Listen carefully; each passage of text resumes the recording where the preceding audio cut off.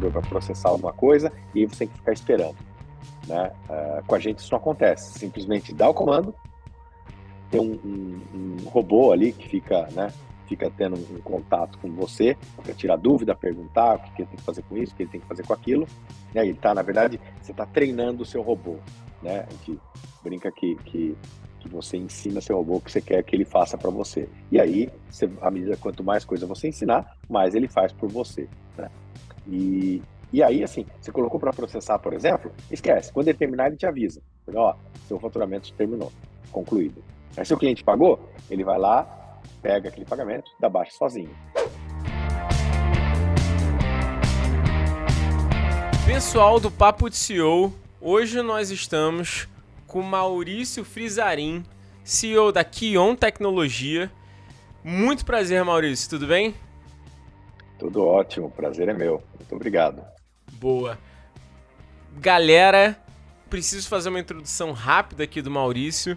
Maurício, ele é um cara extremamente conectado, já desde de 90 já tem muita expertise no mercado, inclusive foi um dos fundadores, foi o fundador da Folhamatic, não é, Maurício?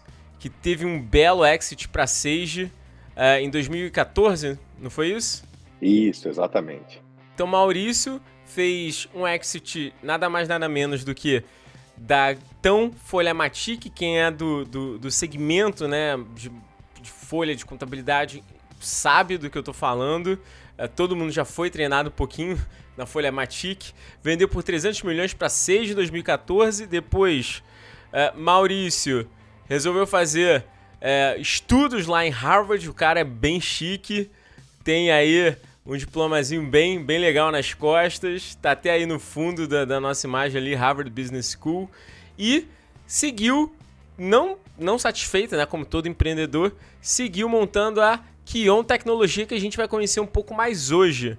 Então, Maurício, cara, mais uma vez, muito bem-vindo. Tô muito feliz aí da gente trocar essa ideia.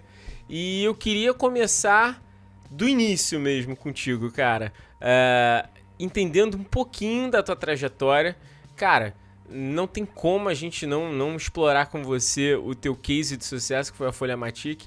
Aqui no nosso grupo empresarial, né, nós temos 4 frentes. A gente tem uma frente de desenvolvimento de aplicativos e softwares. A gente tem uma área de consultoria em gestão e processos. A gente tem uma frente também de tráfego, performance digital. E temos uma frente de outsourcing contábil. Então, cara, passei aí, já fui teu cliente, rapaz. Já mexi ali lá atrás na Folhamatic. Todo mundo que se preza já teve um dedinho ali, ou pelo menos já ouviu falar. Então, cara, foi um marco no Brasil, né, o teu sistema. Não à toa você mandou muito bem. E na época, em 2014, para todo mundo que estava aqui, né, do lado de cá, via essa aquisição da Sage com vocês como a forma da Sage conseguir se posicionar no mercado de uma maneira muito mais prática, fazendo a aquisição, tendo uma boa base ali para ela poder explorar tudo depois que ela queria. E com certeza para ela deve ter feito muito sentido na estratégia de aquisição. Tô falando de fora, mas quero escutar de você sobre isso. Mas começando do início, cara, me conta como é que surgiu a Folhamatic na sua vida, da onde veio essa ideia, como é que foi essa trajetória aí, cara? Me conta um pouquinho. Bom, eu comecei, né, com um computador bem novo, né? Na época, assim, no início era basicamente joguinho, né? Assim, o computador era, assim, quando no começo tinha disquete, você podia gravar os softwares que você desenvolvia em fita cassete, né? Assim, era completamente outro mundo, né? Eu lembro até hoje, os disquetes de 5 1/4 de polegadas, moles, assim, cabia 180 KB, depois saiu o Double, que era 360 KB. Imagina que hoje não tem nada, né? Assim, qualquer coisa é muito, muito superior a isso, incluindo um celular, né? Mas foi assim, primeiro apareceu um trabalho para eu fazer, que era de digitar uma lista telefônica. Depois apareceu, e aí assim, fiquei relativamente famoso, né? Assim, comecei cedo também, o colégio técnico de processamento de dados, que acho que nem existe mais isso hoje. Eu comecei a aprender a programar, né? Aí arrumei um primeiro emprego numa empresa de engenharia, né? E aí, assim, todo mundo sabia que tinha digitado a lista telefônica, que parece uma coisa meio maluca de se fazer, né?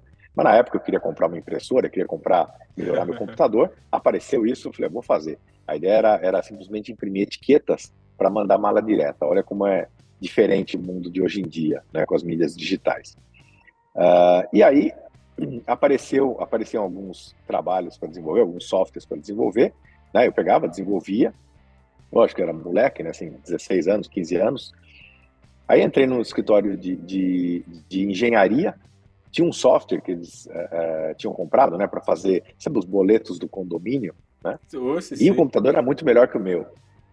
E aí, cara, eu queria explorar aquele computador, né, assim, enfim, aprender a usar, porque era, assim, intrigante, né, um computador muito melhor que o meu.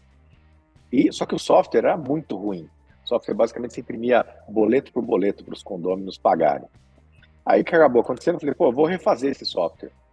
Refiz o software, uma coisa elementar hoje em dia, assim, simplesmente eu peguei e separei o prédio por tipo, então, sei lá, simplesmente digitava, eu quero esse tipo aqui, quero esse valor, né, que os condôminos vão pagar, e aí imprimia todos os boletos. Então, o trabalho que eu demorava no começo, demorava, sei lá, 15, 20 dias, passei a demorar 2. E aí um dia o dono da empresa me pegou com um joguinho no final do dia. Assim, chegou e eu estava jogando, né? Aí, obviamente, chamou o gerente da empresa, chamou eu na sala e falou, pô, o que é isso? Hoje você devia estar imprimindo boleto, já vai quebrar a minha empresa. Não lembro se foi exatamente isso que ele falou, mas foi algo assim. Porque assim, eu devia estar fazendo os boletos, né, para a empresa poder faturar. Eu falei, não, já Claro, né? fiz. Eu falei, não, impossível, né? Como é que você já fez? Assim, você demora mais da metade do mês para fazer, né? Como é que é os primeiros dias do mês? E aí ele descobriu que eu tinha refeito o software, que eles tinham gasto, sei lá, $10.000 para desenvolver, né? Eu tinha refeito o software grátis. E aí ele começou, assim, os investidores desse escritório, né? Então, uma construtora, eles faziam prédios. Então tinha muita gente que investia, muitos empresários faziam investimento, né? Comprava simplesmente na planta e depois, quando ficava pronto, vendia, né? Sim. E aí, nessa época, cara, um pouco antes de 1990, talvez 89, 88, as empresas estavam comprando computadores, estavam começando isso de informatização no Brasil, né? Ainda longe da internet.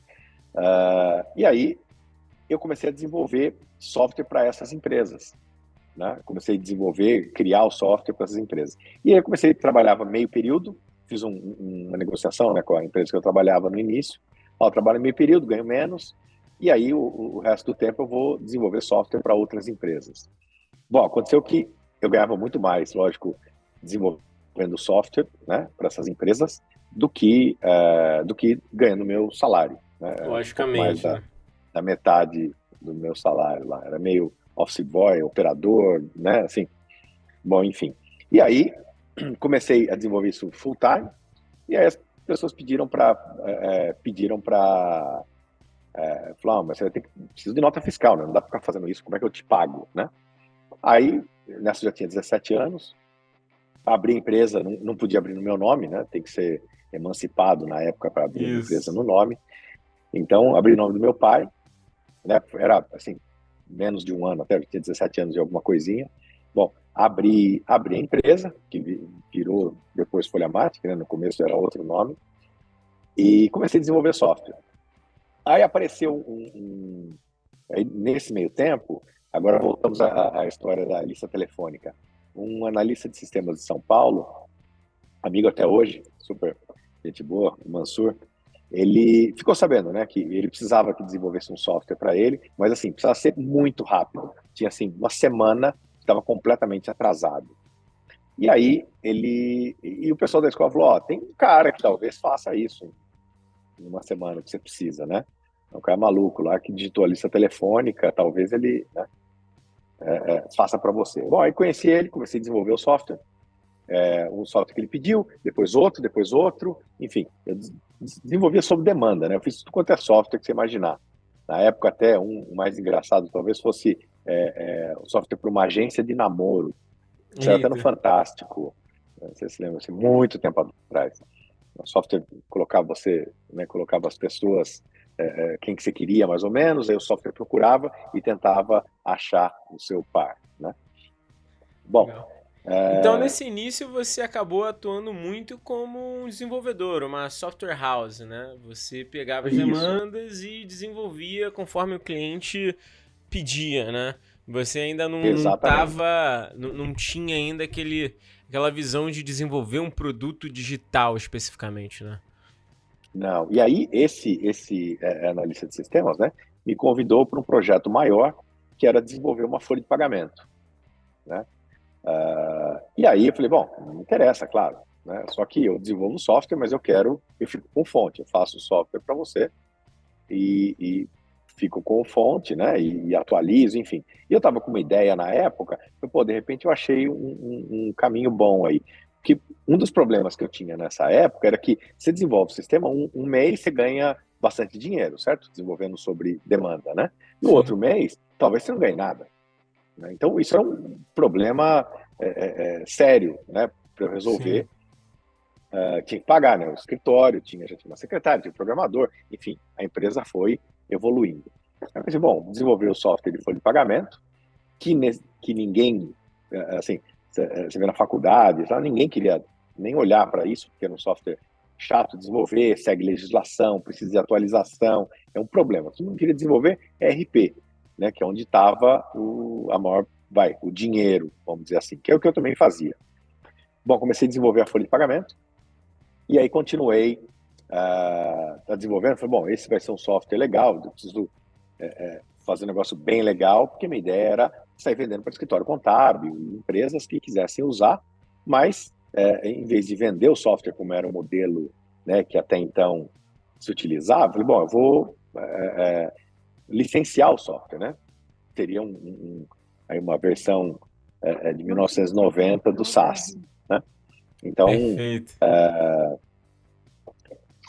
e aí comecei a desenvolver, né, a atualizar o software, assim, realmente assim, bem dedicado a ter um software fácil de usar, bem legal e tal. Bom, deu extremamente certo. E aí, depois de um tempo, eu parei inclusive de desenvolver software sob demanda. Não, vou fazer só a folha de pagamento. Depois foi para contabilidade, né? Fiz parceria com uma outra empresa que tinha escrita fiscal. E aí continuei. E aí a empresa foi crescendo, montando uma rede de representantes, enfim. E aí depois até virar a maior empresa de software para escritório contábil do Brasil que a gente tinha notícia até então, né? E aí isso, lógico, chamou atenção, já chamou a atenção de outras empresas, né? Que queriam entrar no Brasil. Principalmente depois, você lembra quando cunhou aquele termo, os BRICS, né? Brasil, Rússia, Índia, China Sim. e África do Os, Sul, né? os emergentes, Então, né? exato. Então, assim, todo mundo era, vamos dizer assim, praticamente obrigado a investir nos BRICS. Toda empresa, todos os fundos que se prezam no mundo tem que estar com o pé nos BRICS, né? E aí foi isso que aconteceu.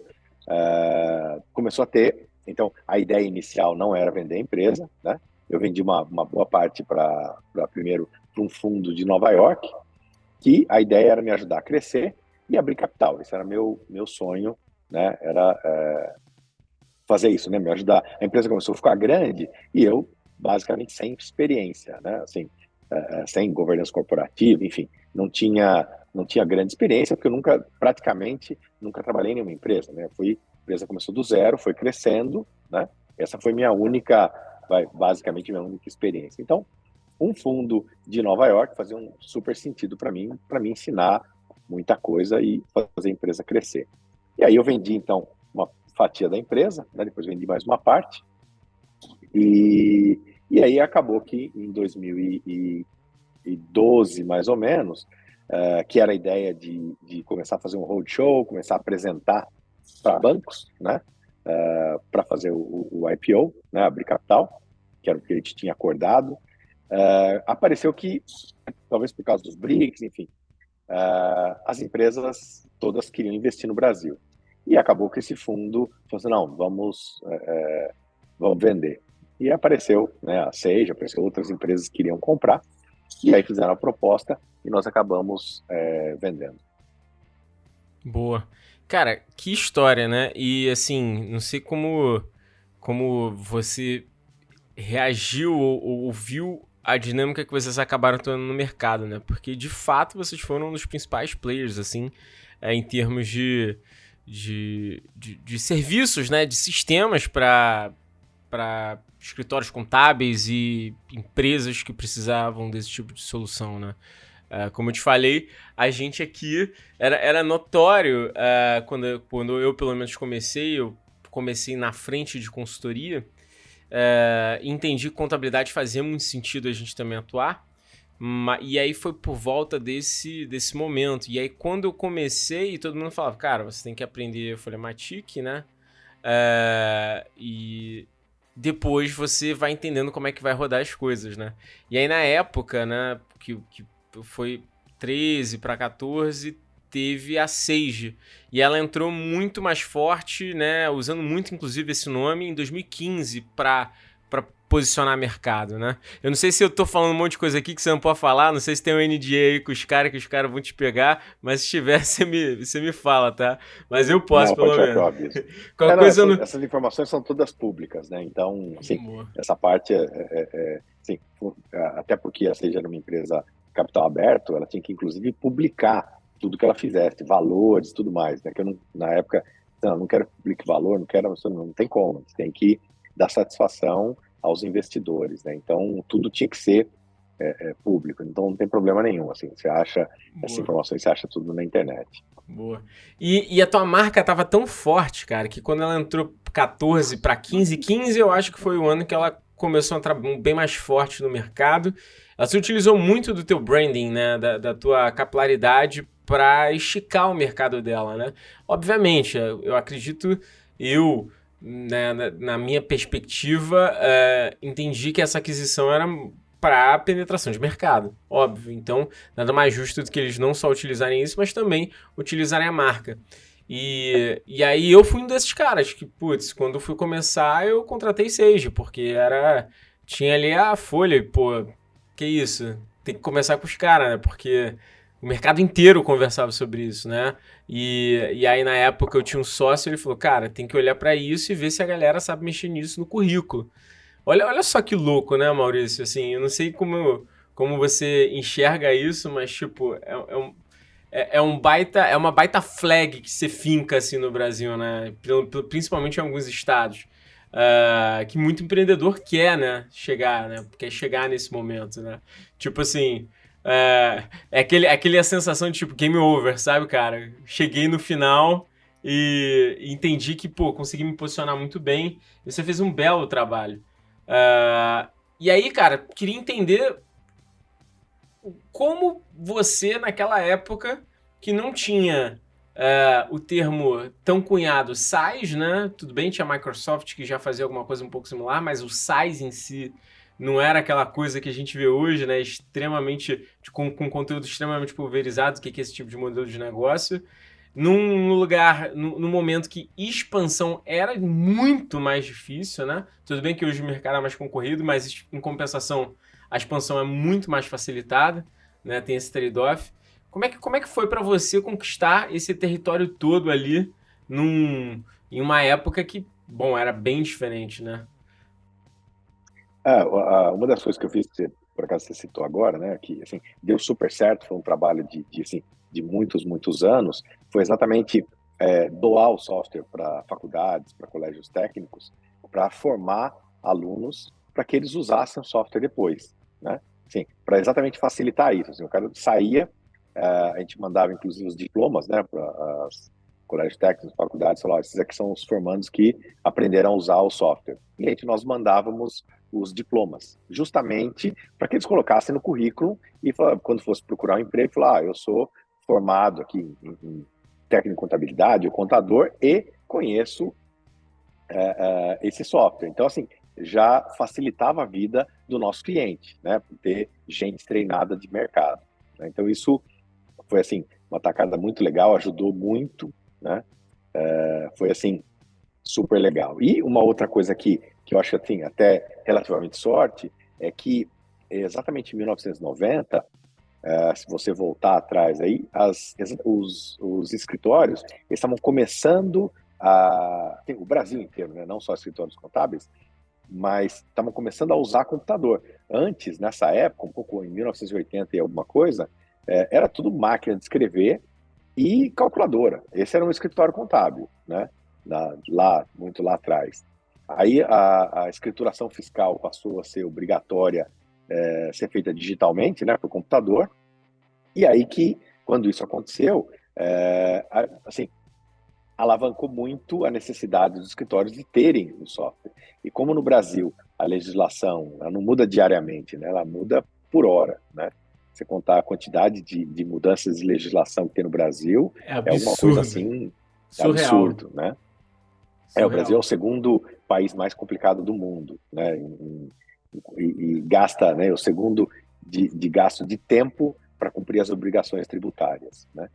Tem um outro país, acho que eu não lembro que país que é o número um, né, de ponta cabeça, né, que deveria ser mais fácil, mas que é o mais complicado de todos. O Brasil está colado ali, que já pega a liderança, né, falta bem pouquinho, só complicar um pouquinho mais, a gente pega aí a liderança do país mais complicado do mundo.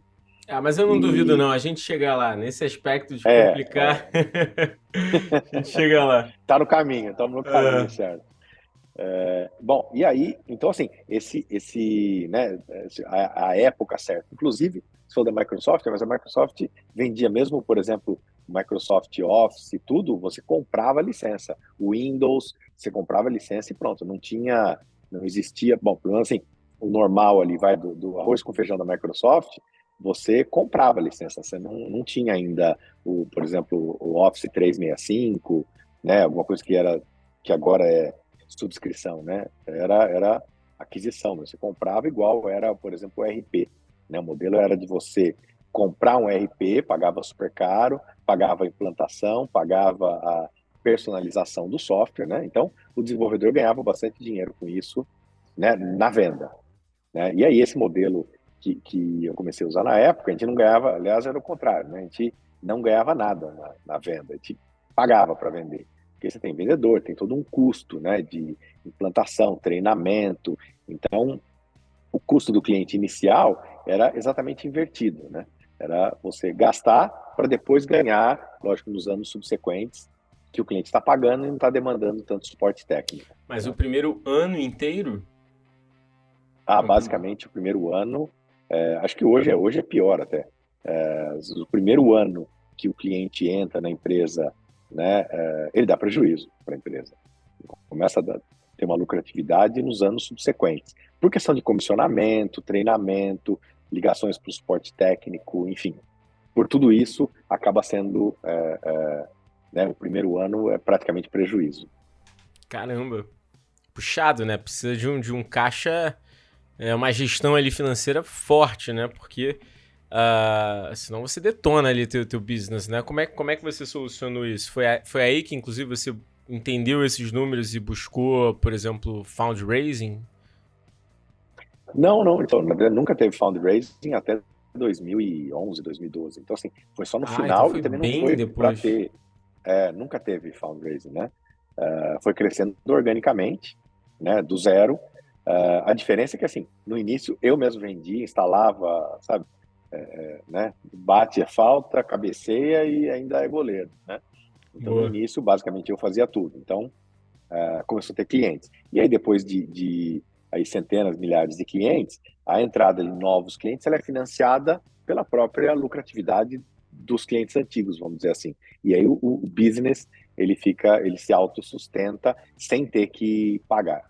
Assim, você tem um custo, né? Assim, custo, vamos dizer assim, tirar do bolso. Entendeu? Você come parte da lucratividade, claro, mas o business se sustenta automaticamente, né? Pô, legal, cara. Cara, assim, baita case de sucesso, né? E, como eu disse, o mais interessante é isso, né? De você fazer isso no momento onde ninguém conversava. Porque pra gente que tá aqui desse lado e tá trilhando, assim, o seu lugar ao sol, vamos dizer assim, eu sempre gosto desse termo, a gente consegue achar material, né? Eu digo para os empreendedores, para a galera, para os CEOs que escutam a gente, que hoje é uma questão de buscar a solução, né? Claro que muitas vezes ela não aparece límpida na sua frente, muitas vezes ela tá turva, mas os momentos outros são outros, né? E eu super vejo um baita desafio quando você não tinha esse processo lá atrás. E, pô, você conseguiu grandes feitos aí. E aí, entendendo também um pouquinho mais dessa pegada, se você pudesse dizer qual foi o maior desafio, assim, em termos de escala pra Folha, qual foi, assim? O que mais você chegou em termos de desafios? Assim, qual foi o maior desafio que você via em termos de crescimento, assim, pra Folha, que você falou, cara, preciso resolver isso aqui? Então, a gente tinha, assim, para escalar, né? Como ela começou pequena e foi crescendo, né?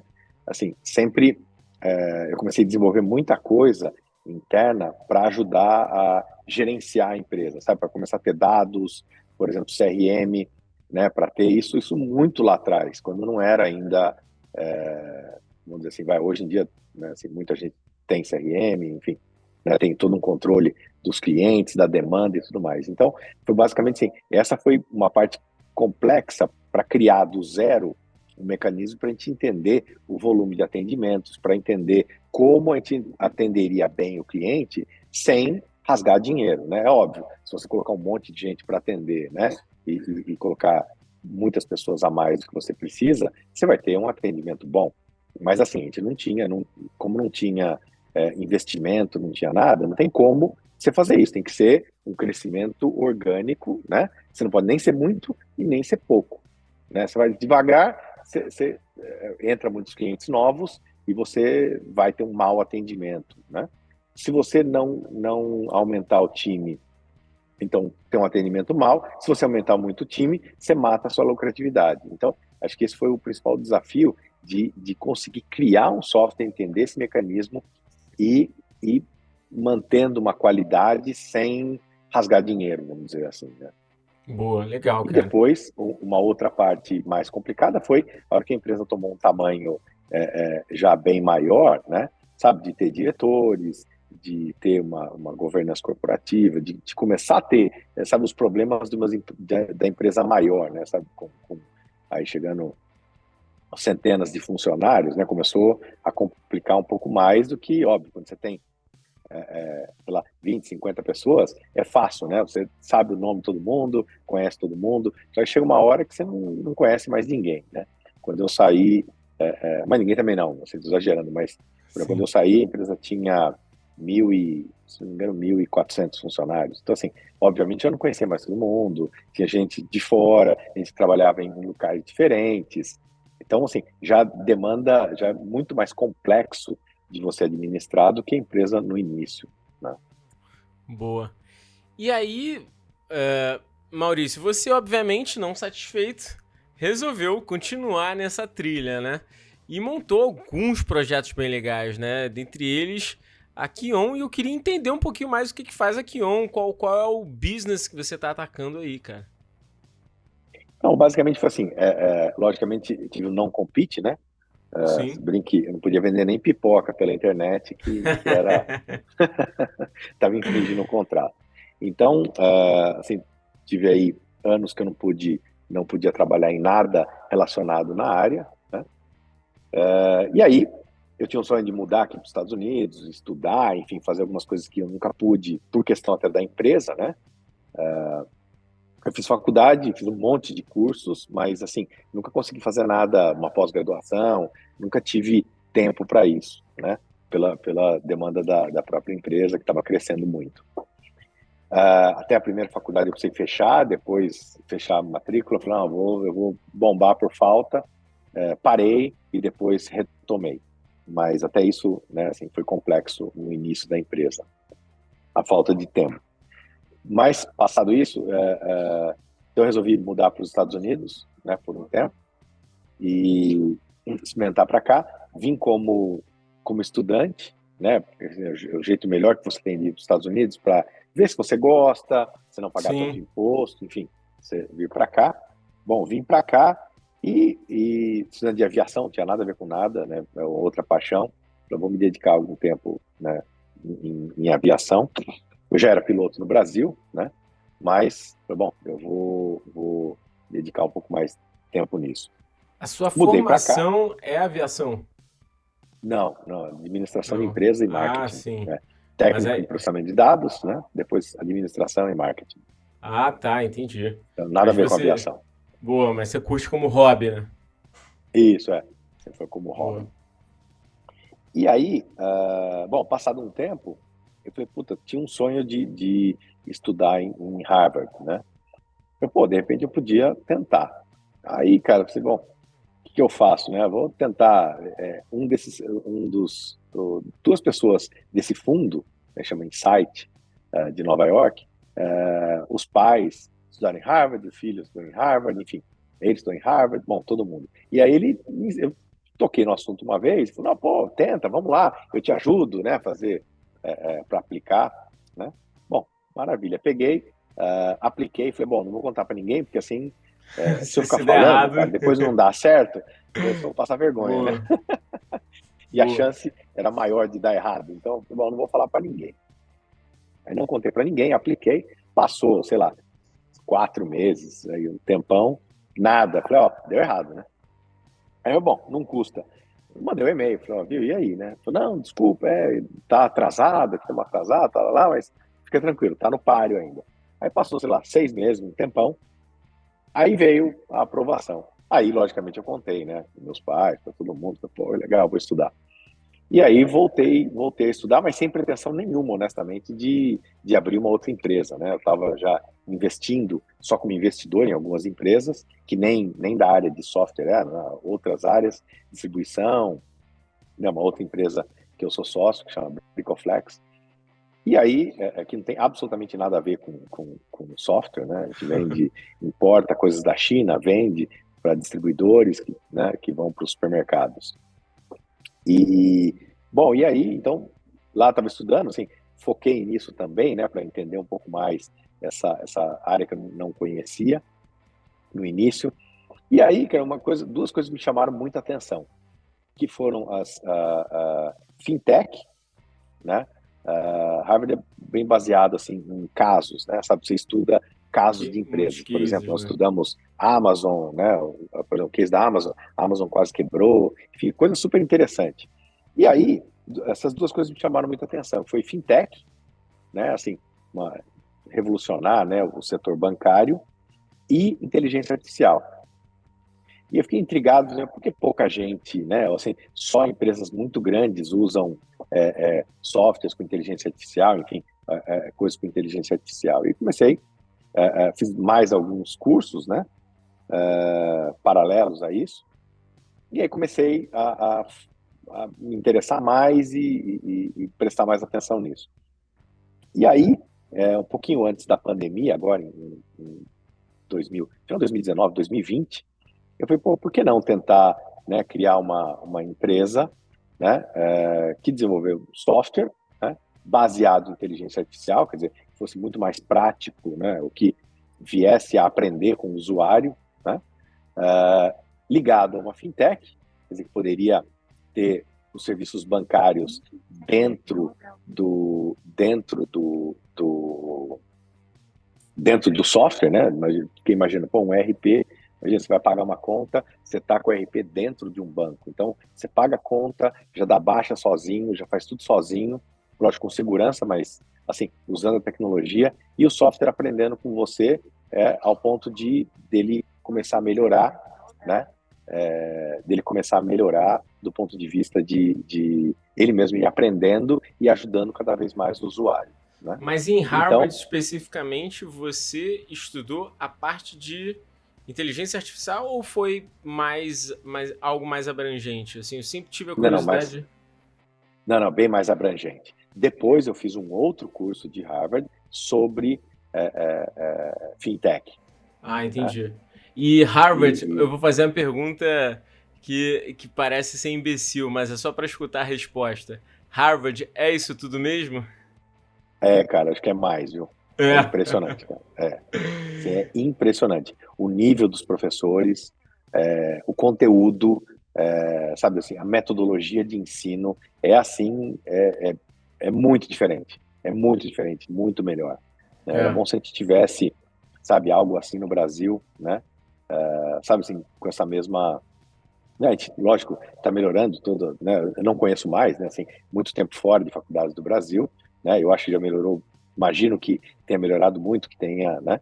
Mas assim, principalmente o nível dos professores, né? Assim, você tem muita gente lá board member, né? Trabalha de conselheiro da Apple, assim, um dos professores é da Apple, o outro Amazon, o outro, sabe assim, as grandes companhias contratam eles para assessorar, né? Até é curioso, assim, por que que esse cara é um professor, né? Eu acho que, assim, alguns professores lá, eu não sei quanto eles ganham, eu imagino que eles ganham super bem, Com mas mesmo certeza. assim, é intrigante até porque o cara é professor. Porque, assim, obviamente, até os alunos que fazem, né, que são CEOs, que querem contratar, porque os caras são fenomenais, né? Mas eu acho que isso é até um marketing para eles, sabe assim, eles conseguem ser. Eu acho que ganha muito mais dinheiro sendo conselheiro, por exemplo, da Amazon, provavelmente, né, do que de outras grandes empresas, do que ser professor. Mas eu acho que ele só é conselheiro porque ele é professor, né? Então, Certamente. sabe, uma coisa puxa a outra. Eu imagino isso, tá? Não tenho certeza, não dá para afirmar, mas eu imagino que seja essa o A porquê, pegada, né? né? A pegar. E lógico, também assim, tem acesso à pesquisa, enfim, tem muita coisa aí que ele consegue ganhar com isso, né? Boa. Mas, cara, assim, é fenomenal. Assim, E qual indico. foi, qual foi dentro de Harvard, assim, o tópico, o item que eles mais fazem diferente que para você foi um divisor de águas em termos de ensino? Assim, isso é sempre uma curiosidade que eu gosto de perguntar para ter sua percepção, né? Então, o método é mais ou menos assim. Primeiro, você pega o case, você estuda por você mesmo, né? Depois, você tem um grupo pequeno, né? Normalmente 8 pessoas. Você estuda novamente com esses 8, né? Os professores mandam algumas perguntas para você debater, né? Os cases não têm um final naquele momento, assim, ele meio que para ali no ponto que eles acham interessante. Então, você estuda primeiro, depois você discute, depois você vai para a sala de aula. Então, quando você vai para a sala de aula, você já assim, não é uma coisa nova, né? Você está falando sobre uma empresa, mas que você já estudou, né? Você está falando sobre um case, e aí você participa, enfim, e a hora que você está participando, está dando sua opinião, né? Algumas coisas assim, completamente, você nem imagina que possam acontecer, acontecem, né? Do ponto de vista você se imagina que vá por um caminho, assim, o negócio vai completamente para outro caminho. A empresa, sei lá, quebrou, ou cresceu muito, ou fez uma coisa que você não imaginava que iria acontecer. Então, você acaba assim aprendendo muito, né? E que nem eu estava falando assim, só esse caso aí da Amazon, né? Assim, pô, por acho que 2 ou 3 dias a Amazon não deixou de existir, né? Assim, ia quebrar, né? Assim, faltava 3 dias para quebrar, eles conseguiram dinheiro, né? E assim, como começou, sabe, toda a história, sem entender como ele fez. Então, assim, isso é muito, sabe, te dá aquela vontade de empreender novamente, né? Além de você ganhar muito conhecimento, né? E uma coisa é interligada com a outra, enfim, tem toda essa pegada aí do como é feito, né? E se aprende até com os próprios alunos que têm bastante experiência, né? Nesse caso do curso que eu fiz. E então, assim, cara, é muito, muito bom mesmo. E aí que deu. Então, quando eu vi, principalmente essa parte sobre inteligência artificial, sobre fintech, eu falei, pô, vou fazer mais algum curso sobre isso, né? Curso assim, a parte do que eu tinha visto lá, né? Então, no próprio Harvard, eu achei um de fintech, fiz um outro em Berkeley sobre inteligência artificial, que também é super legal, sabe? Você aprende além dos professores, aprende com os alunos, enfim, também É. cases, é muito. Berkeley eu estudei, eu fui pra lá. Oh, legal. Boa. Eu fiz só um curso, né? Não foi nada assim super extensivo, mas foi só 3, 4 meses, só uma especialização no tópico, né? E aí que deu, falei, pô, por que não tentar fazer isso, né? Assim, eu não vi nenhuma empresa ainda desenvolvendo software para escritório contábil, micro e pequenas empresas que tivesse essa pegada, né, de ter um software com inteligência artificial, com fintech. Fintech já começou a ficar muito mais, assim, tá, Exposto, né? tá numa exposição muito maior, tá com outras empresas, enfim, tá indo, né? Sim. E aí, assim, é aí que começou a Kion, né? Basicamente, a gente desenvolve software para escritório contábil, que é a mesma coisa que já fazia, e ERP para micro e pequenas empresas, basicamente para os clientes do escritório contábil, né? Que uma empresa já média já precisa de um software. Por que isso, né? Assim, só explicando. Uma empresa já de um porte um pouco maior precisa já de um software que seja personalizado, tem umas demandas mais complicadas, né? E aí eu queria fugir disso, né? Porque você desenvolver algo com inteligência artificial e que personalizado, aí não dá. Assim, teria que ser software caro, não dava mais para ter um custo baixo, né? E isso, sim, na verdade é um desenvolvimento sem fim, né? Porque você vai criando novos algoritmos, cada vez você tem mais informações, mais dados, mais algoritmos, e o software vai cada vez mais aprendendo com o usuário. Então, assim, isso ainda vai muito tempo, né? Assim, dá para amadurecer muito ainda o software, tá? Claro, no começo, né? Mas vai ser, assim, algo bem interessante. E a ideia é não ficar só no Brasil, né? Porque não ir para outros países usando o Brasil como exportação, né? Assim, você vê que o inverso não é verdadeiro. Mesmo empresas enormes, por exemplo, como se citou a Sage, saíram do Brasil, né? Por exemplo, um país Sim. complicado, difícil, né? Em várias áreas, assim, não só eles, mas, por exemplo, o QuickBooks, que é o maior aqui nos Estados Unidos, é um É. gigantesco, está saindo do Brasil, e mesmo outras áreas, né? Por exemplo, supermercado, né? O Walmart, que é o maior supermercado do mundo, saiu do Brasil também, né? Então, porque é difícil, né? Assim, é bem complexo, né? E aí, eu acho que o inverso, ele faz mais sentido. É mais fácil você estar num país complexo, né, e desenvolver um software e depois ir para um país mais fácil, do que você estar num país fácil e ir para um país complexo, né? Que, assim, notoriamente não deu certo, né? Sim. Claro, para algumas empresas, óbvio, né? Para outras, deu muito certo, claro.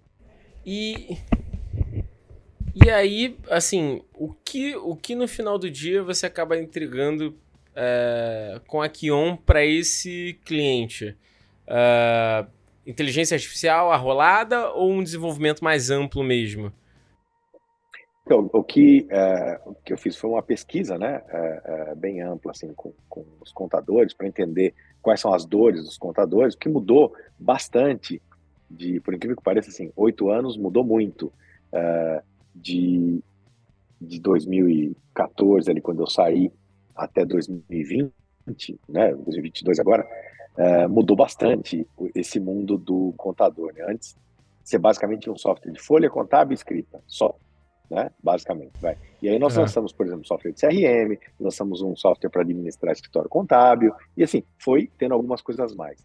E aí que eu percebi que agora, os escritórios, às vezes, têm, assim, 15 softwares diferentes, né? De fornecedores diferentes, Nossa, que total. integram, mas que assim, gera algumas dores aí, de cada software é de um jeito, você tem alguns problemas. Então, a ideia foi desenvolver um software, né, mais amplo, né, que tivesse múltiplos softwares dentro dele e com inteligência artificial, né? Então, tem várias áreas, né? A gente usa várias áreas de inteligência artificial e de novo, assim, né? Estamos bem no começo ainda, né? Praticamente terminamos agora o software, falta algumas coisinhas ainda. O software não tem nem. Estamos terminando agora a parte de lucro real, só tem lucro presumido por enquanto, né? Na folha de pagamento ainda faltam algumas coisas, por exemplo, docentes, né? Nós estamos terminando agora, folha para obra também terminando esse mês.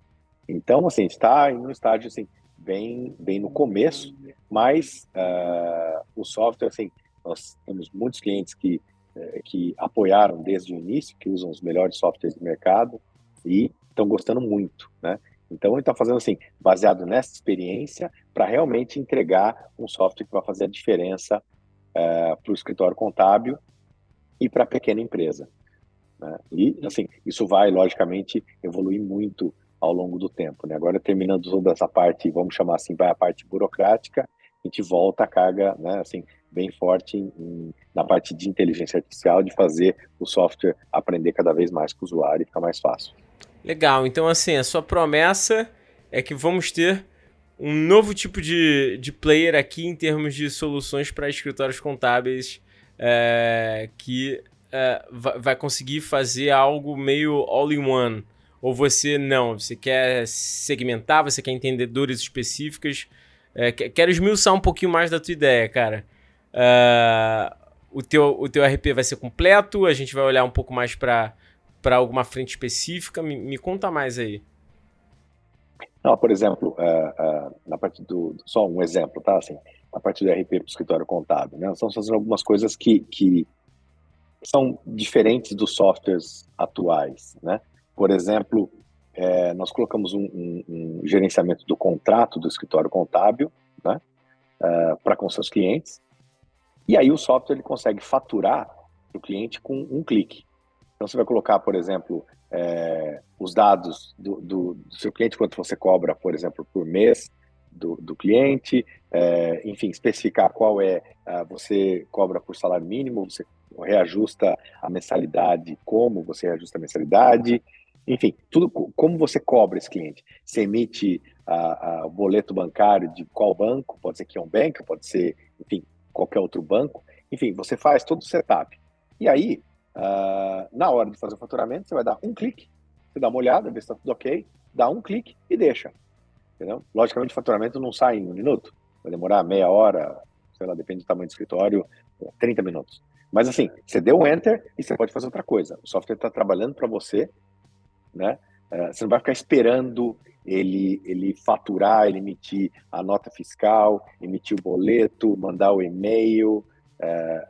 E aí, quando, por exemplo, seu cliente pagou, ele vai dar baixa sozinho, né? Então, esse tipo de coisa que facilita muito a vida do escritório, né? Ou de qualquer empresa, por exemplo, nesse caso, teria que ser uma empresa de prestação de serviço, né? Facilita muito a vida e assim, você sai da maneira tradicional de fazer, né? Sabe que você coloca, por exemplo, o computador para processar alguma coisa e aí você tem que ficar esperando, né?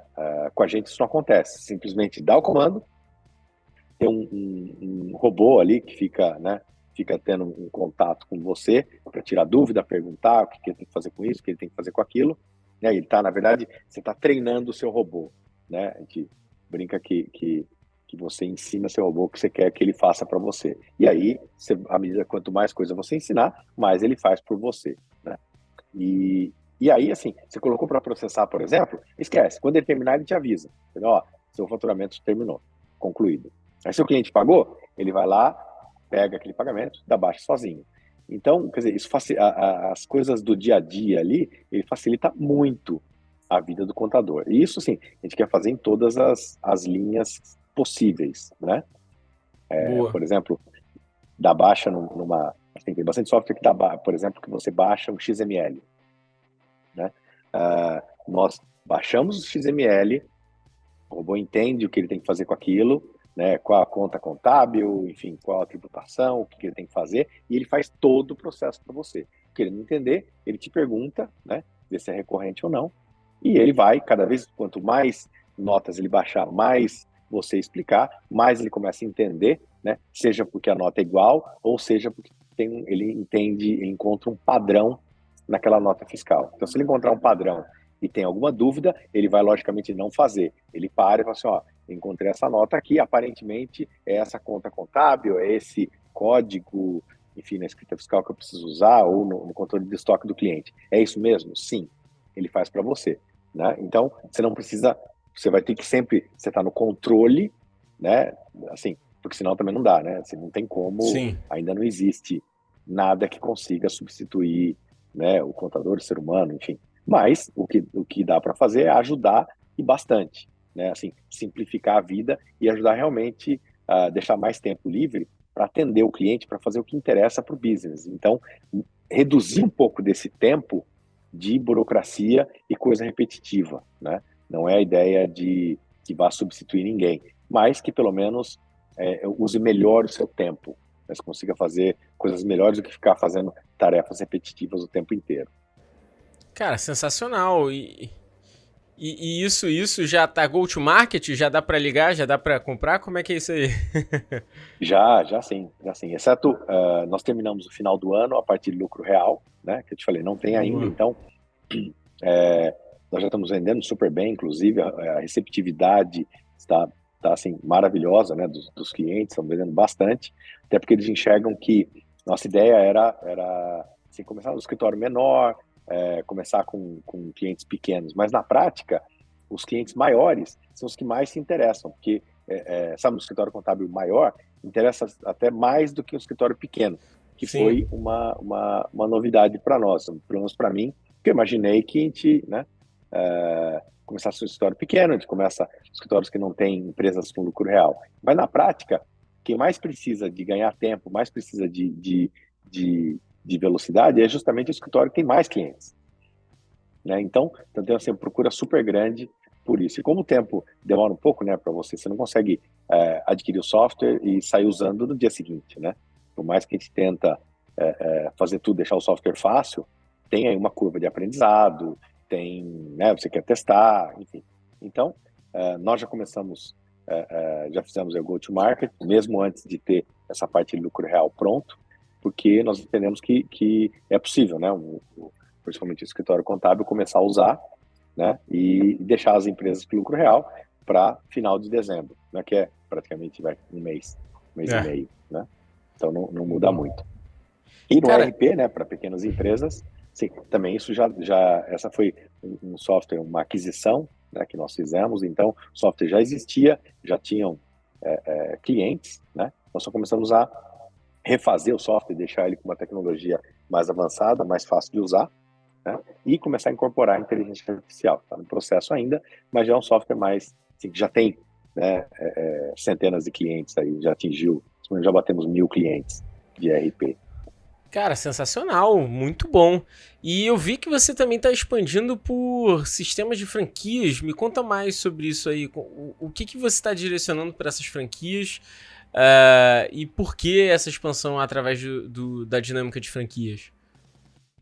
Então, a expansão por franquia é para a gente estar, assim, para quem não está perto do cliente, né? Então, o franqueado, a gente tem um módulo de treinamento para eles mais específico, né? Mais, vamos dizer, mais profundo, né? Para que ele consiga, por exemplo, fazer implantação no cliente, para ele consiga realmente explicar, tirar dúvida, por exemplo, criar um relatório para esse cliente, ajudar a configurar, enfim. Você realmente, a gente brinca assim que o nosso goal é que você consiga comprar o software no domingo de manhã e sair usando na segunda-feira, né, onde você estiver. Então, para isso, a gente precisa de gente treinada, né, e o Brasil é muito grande. Então, a ideia é que a gente tenha gente em todos os cantos do Brasil, né? E depois replicar isso em outras partes do mundo, né? Ir para outros países, né? Com a mesma tecnologia, né? Por isso que a gente está investindo bastante, que faz sentido, né? Assim, imagina o volume de clientes em outros países, né? Se você somar, Brasil já é gigante, e aí a hora que você soma, né, outros países, então o negócio fica um monstro, né? De possibilidades de volume de clientes. E aí esse modelo de franquia faz todo sentido, né? Para ter vamos dizer, esse escritório avançado da Kion no Brasil inteiro. Pô, muito bom, assim, faz muito sentido. E eu vi que a Kion, ela não se limita a só isso, né? Eu vi que tem alguma coisa ali de Aerosports. Isso me chamou muita atenção, deixei anotado essa estrelinha aqui, porque eu achei sensacional. O que é esse Kion Aerosports que você tem? Então, a gente já tinha, né? Na verdade, que eu te falei aqui, quando eu mudei para cá, eu fui estudar aviação, né? Estudar aviação, lógico, e gastar um tempo com isso. Me mudei comprei uma casa num aeroclub, né? Num condomínio que tem uma pista. E depois, quando eu estava aqui, de repente eu vi um cara pousar um caça, né? Cara, peguei meu carrinho de golfe e fui atrás dos caras. Pô, preciso ver isso, né? E aí eu perguntei para ele, falei, pô, e como é que faz, né, para assim, para comprar um desses, é muito caro, como é que é, tal, tal, tal. Aí ele falou, não, olha, você falou o cara certo. Eu comprei alguns, né, que foram aposentados de forças aéreas aí de Singapura, nesse caso, e um caça italiano. E falei, pô, legal, quero conhecer. E aí, cara, aprendi a voar, eu já tinha, sei lá, 3.000 horas de voo, aprendi com ele a voar, comprei um e comecei. E aí depois, sabe assim, virou um hobby, aí conheci alguns amigos, fui conhecendo mais gente, aí nós começamos a participar de show aéreo, enfim, foi evoluindo, né? E aí com aquilo eu falei, pô, peraí, eu tô fazendo um negócio, né, assim, nós vamos fazendo uma coisa de graça, por que não criar um time e levar o Brasil, né, levar o Brasil para fora, assim, fazer as pessoas conhecerem. Então, nós vamos dos maiores shows aéreos do Brasil, a gente faz apresentações, né? E leva os aviões, enfim, voa nos shows aéreos e leva a bandeira brasileira, né? Então, tá ficando bem legal, assim. E, assim, e lógico, com isso faz propaganda, né? A gente acaba tendo marketing aí em cima disso, levando o nome Kion e levando o nome do Brasil para fora. Cara, muito bom. Muito legal. E você ainda tá nos Estados Unidos, né, Maurício? Tô sim. Agora eu Boa. fico metade no Brasil, metade aqui. Esse ano acho que eu fiquei mais no Brasil do que. Agora eu tô aqui, tô nos Estados Unidos. Eu volto ao Boa. Brasil no começo de dezembro. Mas Legal. esse ano acho que foi mais lá do que aqui. Boa. E dentro dessas dinâmicas, até mesmo você que é um cara que curte bastante tecnologia, tem muito conhecimento sobre não só inteligência artificial, RP, mas das tendências que estão acontecendo aí no mundo, consegue fazer essa dobradinha Brasil, que é um país de alta capacidade ainda de expansão para muito tipo de solução, e Estados Unidos, que é um país que já avançou bastante, além de todo o background, tendo esse overview à sua disposição. O que que você vê do mercado brasileiro? O que você acredita que serão os próximos passos em termos de desenvolvimento que mais te chamam a atenção? Então, eu acho que vai chegar uma hora aí que quem não tiver, né, quem não investir em inteligência artificial, sabe, não evoluir os softwares para esse novo nível, né? Assim, o software que roda em nuvem, né, que consegue não bloquear o computador do usuário, que consegue, por exemplo, deixar o usuário, né, trabalhar de qualquer lugar. Né? Hoje, com laptop e internet, não interessa onde você está, você vai usar o software de qualquer lugar.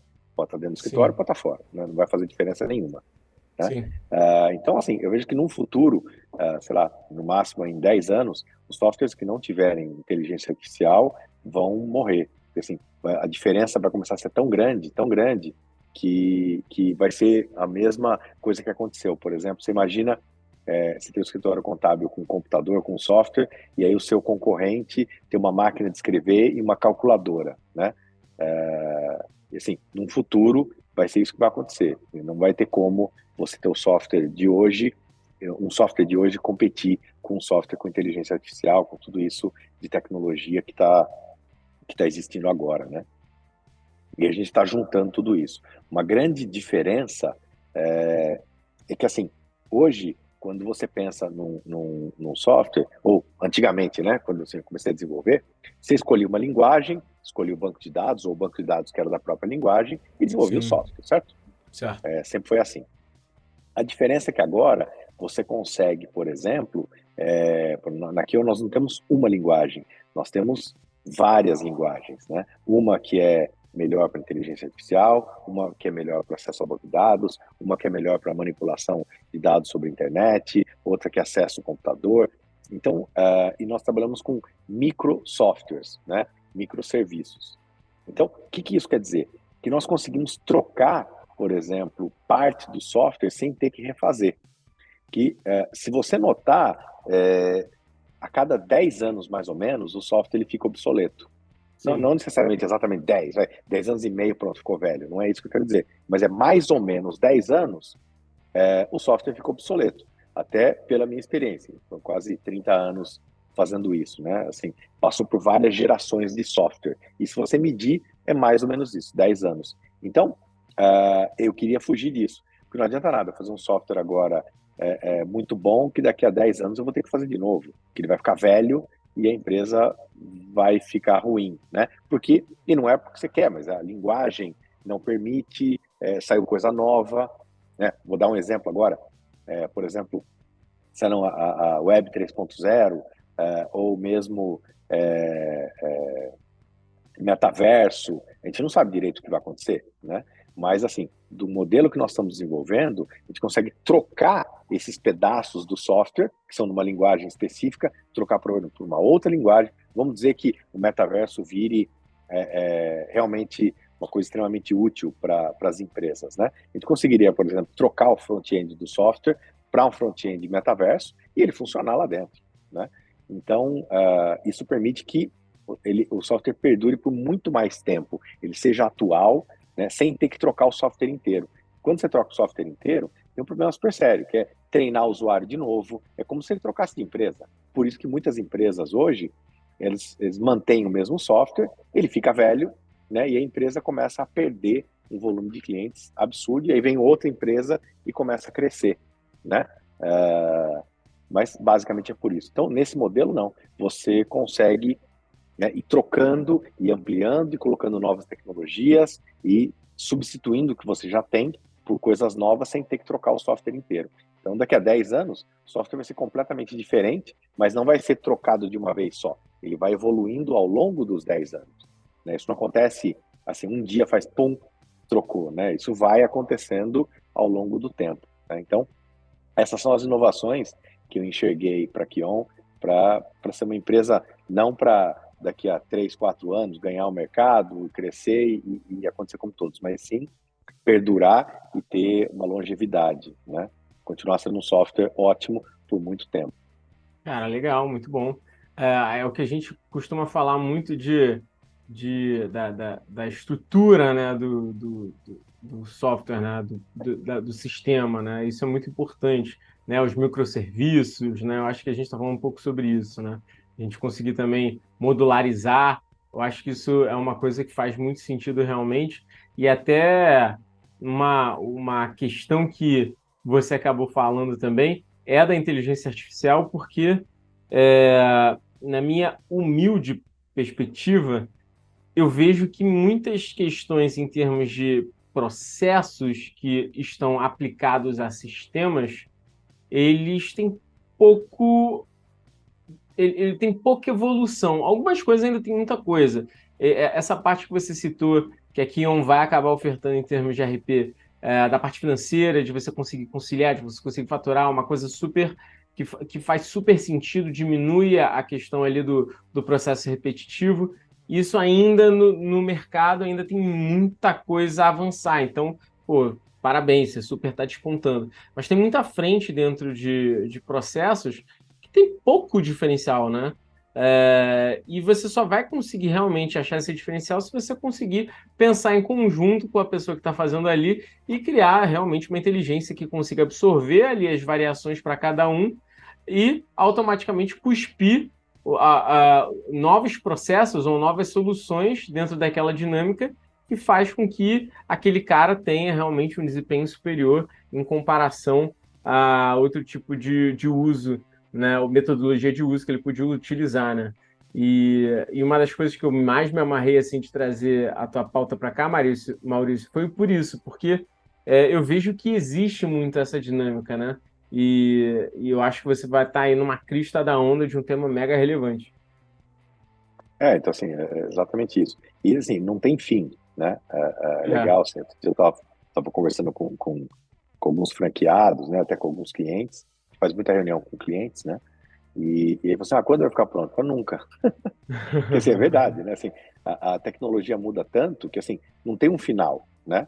Fora alterações, fora mudanças de legislação, né? Que Sim. acontecem, né? Por hora no Brasil, ainda tem as melhorias de tecnologia e as coisas que você pode fazer, né? E o mais legal é que o usuário, assim, algumas coisas que nós fizemos, o usuário não sabe que podiam ser feitos, né? Assim, não imaginava, pô, que legal, pô, mas dá para fazer isso? Não dá para fazer isso aqui também? né? Então, e aí você começa a ter mais coisa para desenvolver. Oh, peraí, é verdade, né? Isso aqui, então, em vez de fazer desse jeito, pô, podia mudar, né? Podia fazer de uma forma que fosse melhor. Então, opa, vamos refazer, vamos fazer de novo.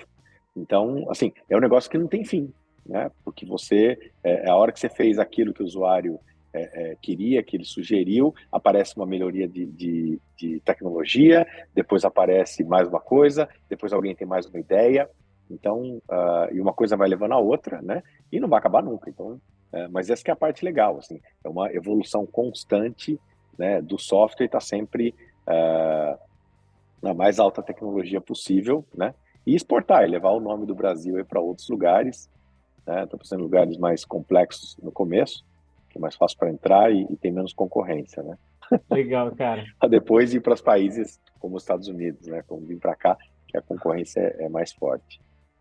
Boa. E para a gente finalizar, queria te fazer uma pergunta que eu faço para todos aqui. Se você pudesse dar uma dica para esse empreendedor que está olhando para o mercado de desenvolvimento, tá aí com seu produto, SaaS, querendo rodar aí no mercado, mas, putz, ainda não rampou. Cara, que dica você daria para esse cara? Eu acho que, assim, basicamente, assim, o que eu fiz, né? Tentar entender, né, as dores do mercado, tentar enxergar, não simplesmente, vou copiar o que alguém está fazendo e vou vender mais, entendeu? Assim, é tentar entender realmente o que deve acontecer no futuro e fazer fazer uma coisa de longo prazo, né? Não necessariamente para ganhar dinheiro no mês que vem, mas sim alguma coisa que tenha relevância, né? E seja alguma coisa que vá, né? Um processo novo, um software novo que realmente vai mudar a vida das pessoas no longo prazo. Golaço, cara. Por fim, Maurício, muito obrigado por você ter participado aqui do nosso papo. Acho que foi bem aberto, bem legal ver aí uma história aí vencedora de um brasileiro que conseguiu realmente fincar uma bandeira bem legal aí nesse segmento e mais ainda ver que você não é um satisfeito, né? Que está, mais uma vez, entrando aí com vários tipos de soluções, sistemas de RP, sistemas que vão facilitar a vida não só do empresário, mas também de escritórios de contabilidade que você já atuava e tem uma expertise absurda ali dentro dessa operação por toda essa experiência aí de sei lá quantos anos, 30 anos, pode-se dizer?